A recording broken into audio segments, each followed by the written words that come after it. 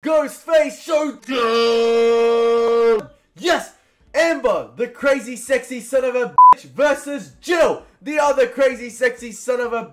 Yes, that's right guys, welcome back to the channel in a brand new series titled Ghostface Showdown. I think this is pretty self-explanatory, where we pick two of the ghost faces from the Scream franchise against each other, and based off the certain categories we have, we pick a winner, or I pick a winner, and then we can agree in the comment section down below. Something new and original, hopefully you guys like it. I was going to rank all Scream films, but I thought to myself, that can wait. Let's try something different. Hopefully you Scream fans like this. And yes, if you do like this, the comment with the most likes suggesting the next set of pair of ghost faces will be the next video. That is, if this video gets enough likes and you guys enjoy this concept. And today, we are pitting our two hot ghost faces against each other. That's right, we have Jill from Scream 4 versus Amber from the latest installment of the Scream franchise, Scream. And yes, heavy spoilers for the Scream franchise if you haven't already noticed. And the categories go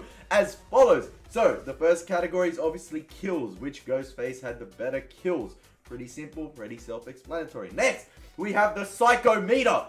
Which girl, or which ghost face in this instance, or girl in this instance, sorry, was more psychotic?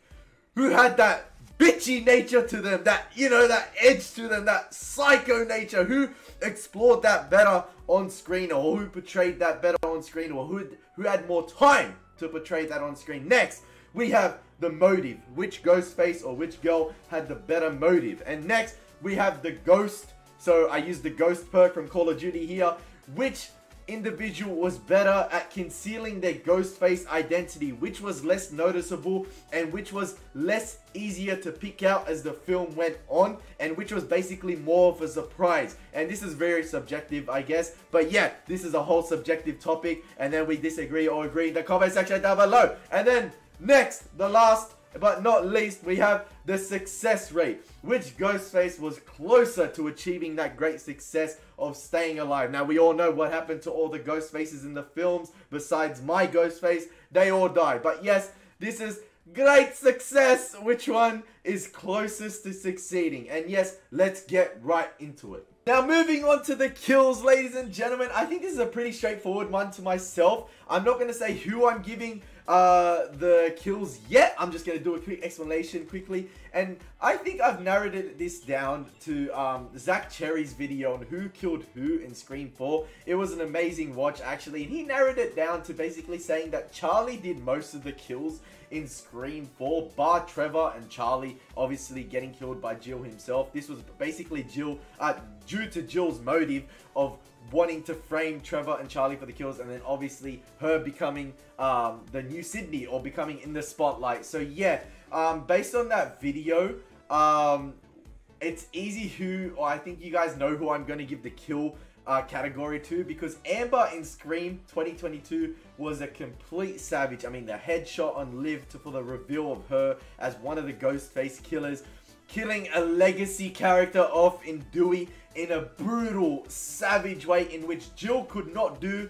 Although she stabbed a legacy character in Sydney, she could not get the final kill. She didn't have that double tap in her, whereas Amber, sorry, my bad, had that double tap. Even though she got the stab on Dewey initially, she had to get the quick stab in the back and pulls the knife up through the body to make sure that that legacy character was killed off. And obviously Amber had the opening attack on Tara as well, but unfortunately did not get the kill. I think that was to lure her sister back to Woodsboro.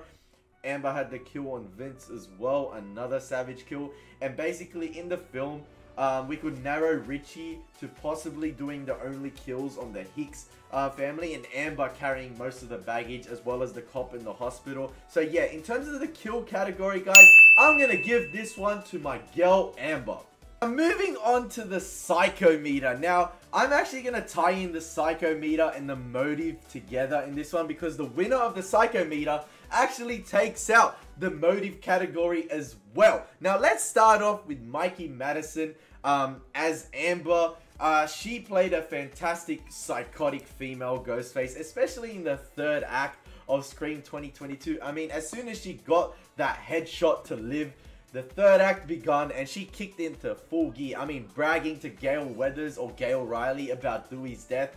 Absolutely fantastic. She played a fantastic psychotic Ghostface, and her performance on Once Upon a Time in Hollywood as one of the Manson family murderers carried over to Scream 2022, and you saw that in her as well when she was burnt alive, and then as well when she came back to life or got that second win and charged at Sam before Sam and Sydney and Gail right before Tara got a headshot. She knows how to play a psychotic killer, and it is absolutely fantastic. She gets under your skin as well, which is absolutely it's just what you want in an antagonist or a Ghostface and a psychotic serial killer. I mean, Mikey Madison does get the job done. However, moving on to Emma Roberts as Jill, man, she's absolutely fantastic. You see a little bit of her psychotic nature early on in the film with how calm and collected she is when she's under the bed. And I think that was down to Wes Craven's directing as well. And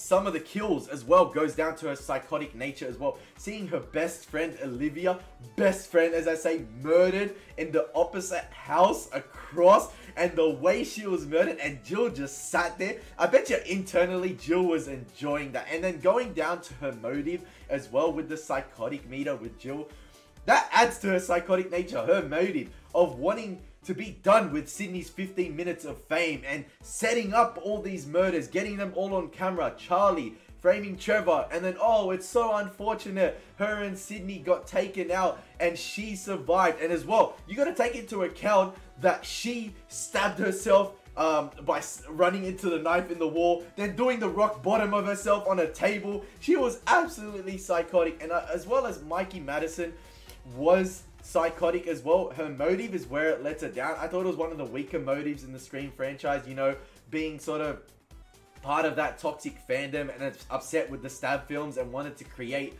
their own new Stab movie, or like have some material for Hollywood to create a new Stab movie. I think Jill had the much better motive as well in terms of like setting up or making her own movie and getting everything on camera and trying to frame everyone, and then almost succeeding in killing Sydney off and having her fame in the spotlight. I mean, you saw that scene straight after the events at Kirby's house.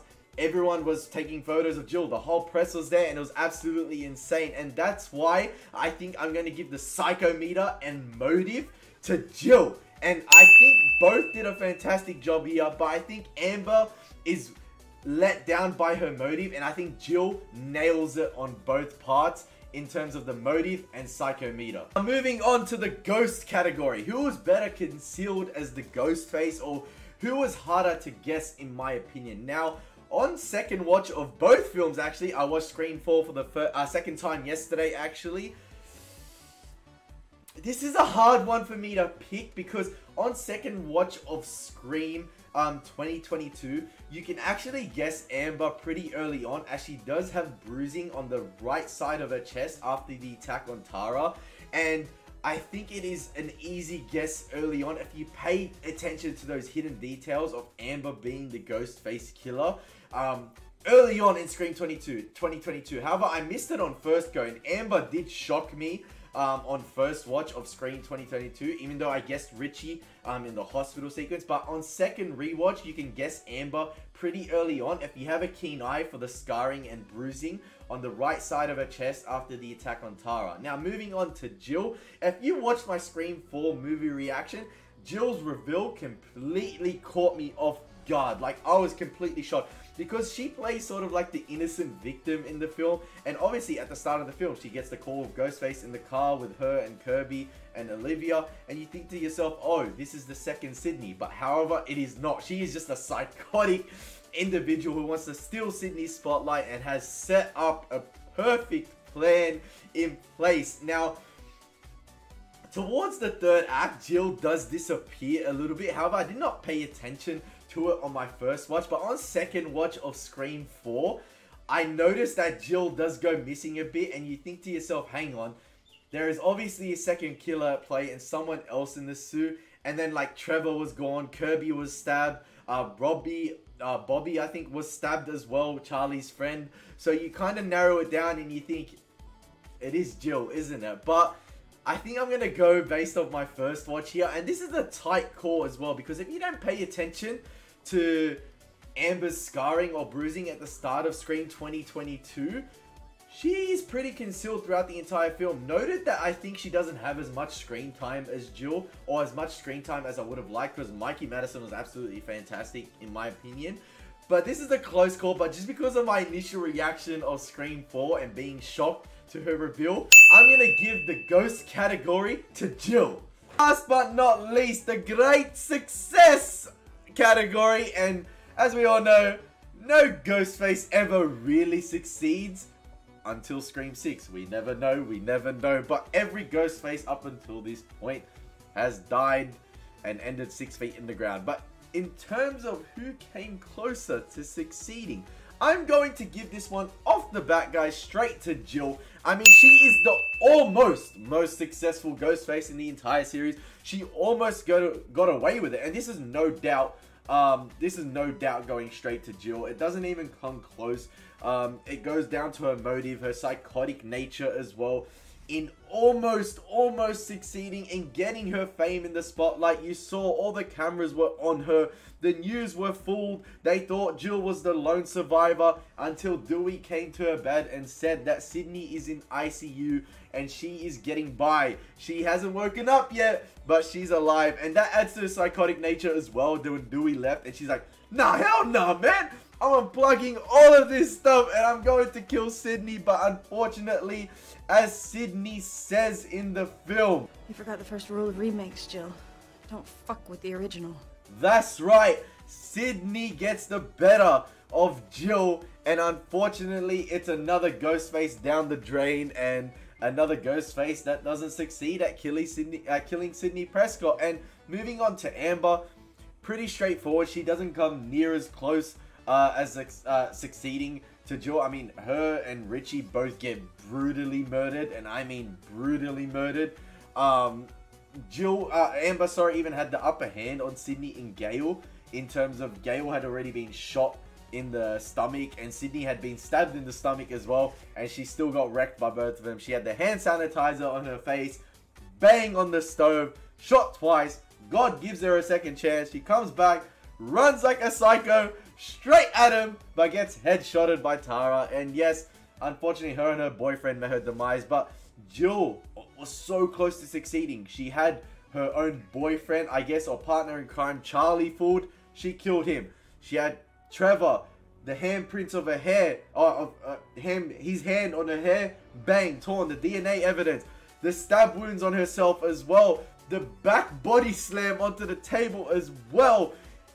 She almost had it completed. She almost had it. She was almost there. If only she thought to look at Sydney being murdered fully, she would have succeeded. But unfortunately, that's not how it went. It is what it is, and Jill failed. But in terms of who came close to succeeding, it's obviously Jill on this one. But that's been the first ever Ghostface Showdown, guys, and the winner is Jill by 4 points to 1. Let me know if you disagree with me or agree with me in the comment section down below.